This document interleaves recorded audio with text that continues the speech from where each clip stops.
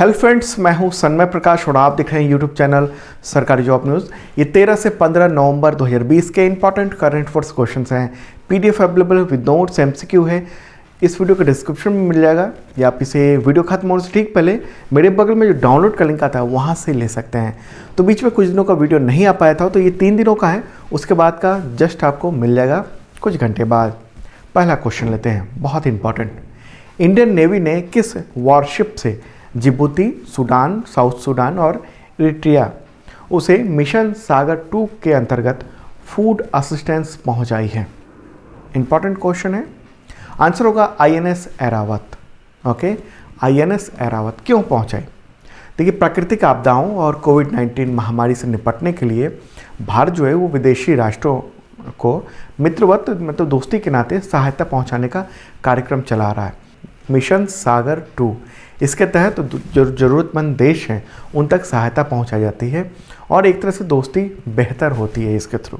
अगला क्वेश्चन लेते हैं। म्यांमार में किस नेता के नेतृत्व में सत्तारूढ़ नेशनल लीग फॉर डेमोक्रेसी यानी एलएनडी उसने आम चुनाव जीत हासिल किया आम चुनाव में, और प्रधानमंत्री नरेंद्र मोदी ने बधाई भी दी है? आंसर होगा आंग सान सू की। ओके, आंग सान सू की नोबेल प्राइज़ विजेता हैं और उनके नेतृत्व में एलएनडी पार्टी ने चुनाव जीत लिया है। और आपको पता ही होगा कि देश में अल्पसंख्यक जो रोहिंग्या मुसलमान हैं उनके दमन पर उनकी चुप्पी रही थी और अंतर्राष्ट्रीय स्तर पर काफ़ी आलोचना हुई थी। लेकिन चुनावी नतीजे से लगता है कि म्यांमार की जनता जो है सूकी के साथ यानी उनके साथ खड़ी है। हालांकि वहाँ पर सेना का काफ़ी ज़्यादा वर्चस्व है, सेना बहुत प्रभावशाली है और सेना से समर्थित जो दल है union solidarity and development party, तो उसने सत्ता के दुरुपयोग का भी आरोप लगाया है, चुनाव जबरदस्ती जीतने का आरोप लगाया है। हालांकि जो है स्थिति वहाँ सामान्य है और सेना को ये भी डर है कि प्रभाव धीरे धीरे खत्म होने वाला है। ओके, और इधर भारतीय प्रधानमंत्री नरेंद्र मोदी ने आंग सान सू की को चुनावी जीत के लिए बधाई दी है। तो म्यांमार को देख लेते हैं कहाँ पर है। आप मेरे बगल में मैप में देख रहे हैं, जो ब्लिंक हो रहा है कंट्री इंडिया के बगल में पूर्वोत्तर के ठीक सटा हुआ, तो वो है आपको म्यांमार। ओके, राजधानी क्या है? नेपिदा। ओके, राष्ट्रपति कौन है? You Win Myint. और स्टेट काउंसलर कौन है? राज्य सलाहकार आंग सान सू की। अगला क्वेश्चन लेते हैं। वित्तीय समावेशन यानी फाइनेंशियल इंक्लूजन को बढ़ावा देने के लिए रिजर्व बैंक इनोवेशन हब की स्थापना किसने की? RBIH। इंपॉर्टेंट है, आंसर होगा RBI। वित्तीय समावेशन यानी फाइनेंशियल जो इंक्लूजन है उसका मतलब क्या होता है?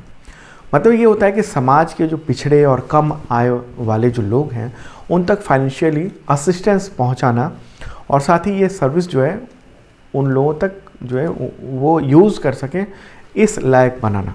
ओके, और ये RBI ने बनाया है। इनोवेशन हब की स्थापना करने का ये मकसद यही है कि जो बैंक है RBI वो टेक्नोलॉजी का फ़ायदा उठाकर एक माहौल तैयार किया जाए जनता में, पब्लिक में, और वित्तीय क्षेत्र में उसको थोड़ा ट्रांसफॉर्म किया जाए। जो जिस तरीके से टेक्नोलॉजी में बदलाव हो रहा है, ऐसे ही फाइनेंशियल सेक्टर की टेक्नोलॉजी में बदलाव हो रहा है, वहाँ इनोवेशन हो रहा है, तो उसको रफ्तार दी जा सके। ओके, तो ये बनाया गया है। और इसी से रिलेटेड अगला क्वेश्चन लेते हैं। रिजर्व बैंक इनोवेशन हब यानी RBIH के पहले चेयरपर्सन कौन है? आंसर होगा क्रिस गोपालन। ओके, क्रिस गोपालन वो इन्फोसिस के सह संस्थापक और पूर्व अध्यक्ष हैं।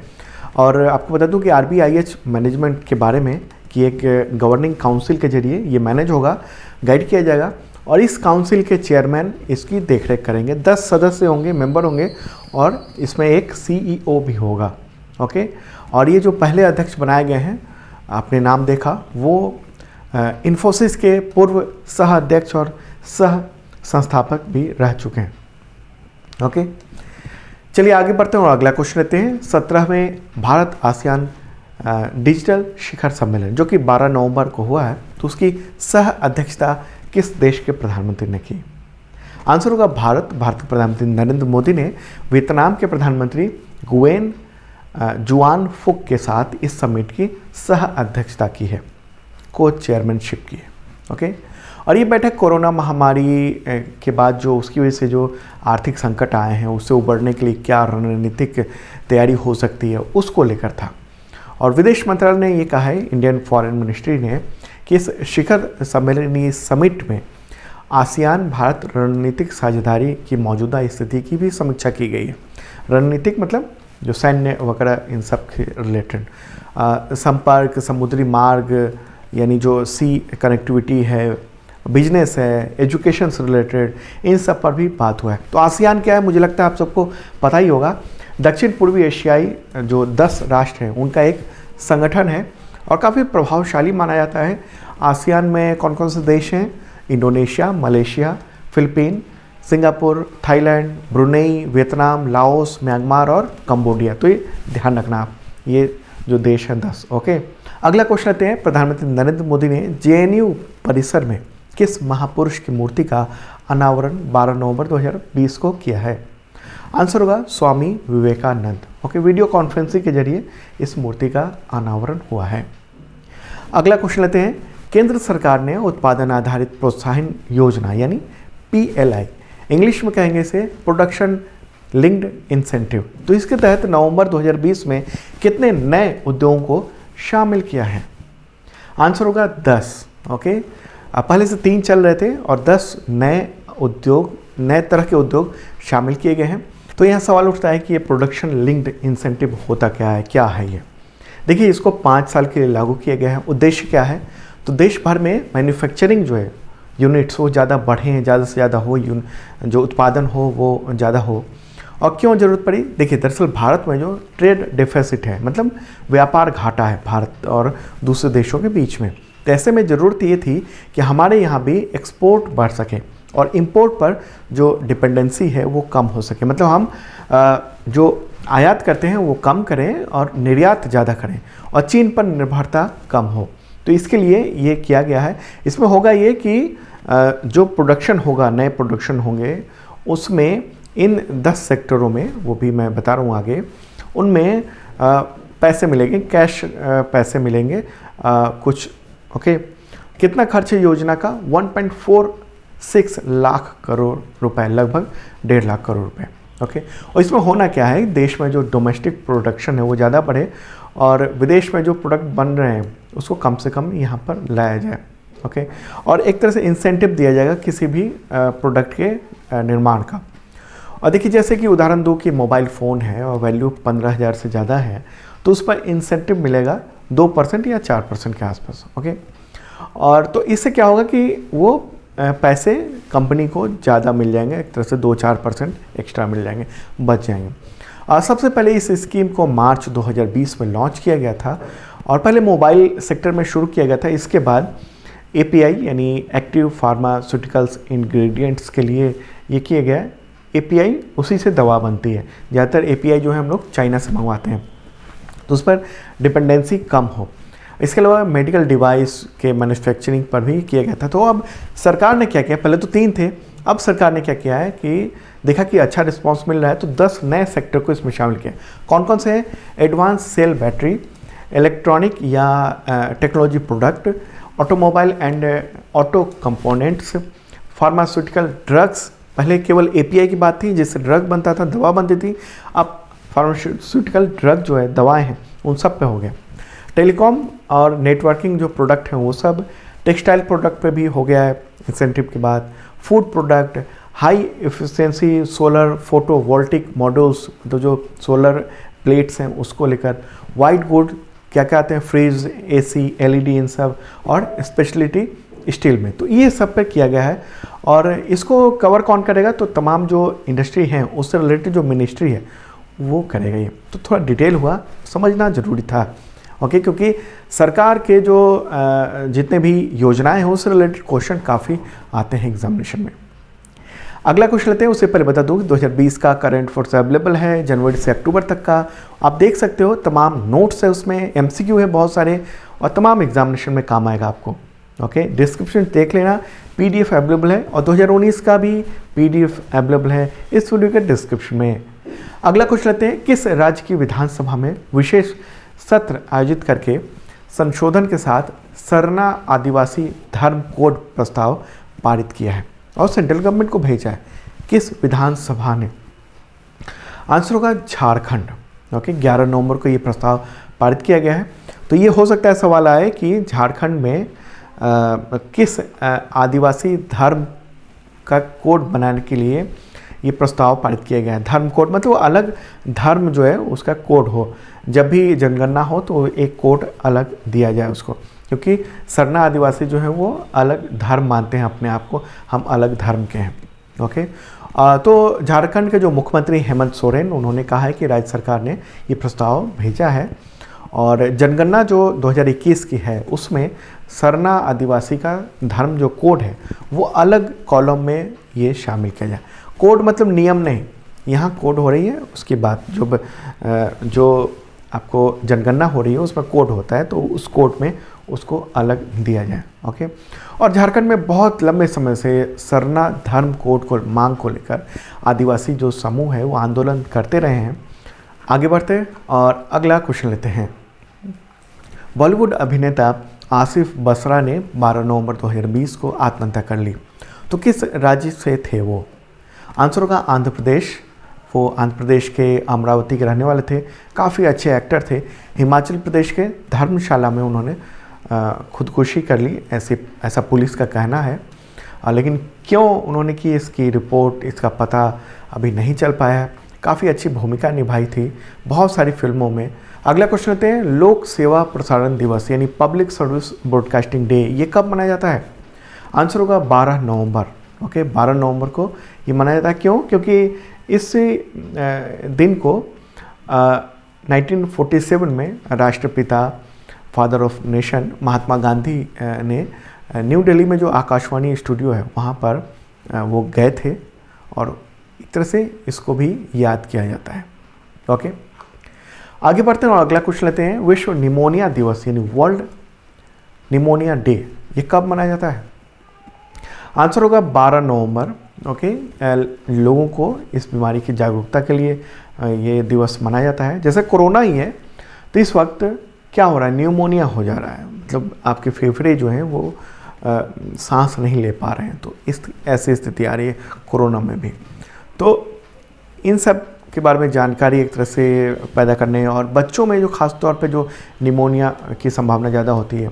अगला क्वेश्चन लेते हैं। विश्व दयालुता दिवस यानी वर्ल्ड काइंडनेस डे ये कब मनाया जाता है? आंसर होगा 13 नवंबर। ओके, सामूहिक रूप से दयालुता को यानी काइंडनेस को बढ़ावा देने के लिए ये मनाया जाता है। ओके, और बहुत सारे देशों में ये आयोजित होता है। 2020 की थीम क्या है? The world we make inspire kindness. अगला क्वेश्चन लेते हैं। राष्ट्रीय आयुर्वेद दिवस ये कब मनाया जाता है? आंसर होगा 13 नवंबर। ओके, साल 2016 से हर साल ये धन्वंतरी जयंती पर राष्ट्रीय आयुर्वेद दिवस ये मनाया जाता है और 2020 में ये 5वां आयुर्वेद दिवस ये मनाया गया है। ओके, और ये खासतौर पर ये जो दिवस है इस बार क्या वो कोविड-19 के प्रबंधन में आयुर्वेद की जो भूमिका है उसको एक तरह फोकस किया गया है। तो इसी दौरान प्रधानमंत्री नरेंद्र मोदी ने आयुर्वेद दिवस पर यानी 2 आयुर्वेद संस्थानों को समर्पित किया राष्ट्र के नाम। जैसे कौन कौन से हैं? गुजरात का जो जामनगर में है आयुर्वेद अध्यापन एवं अनुसंधान संस्थान ITAR, और जयपुर में है, राजस्थान के जयपुर में राष्ट्रीय आयुर्वेद संस्थान यानी NIA।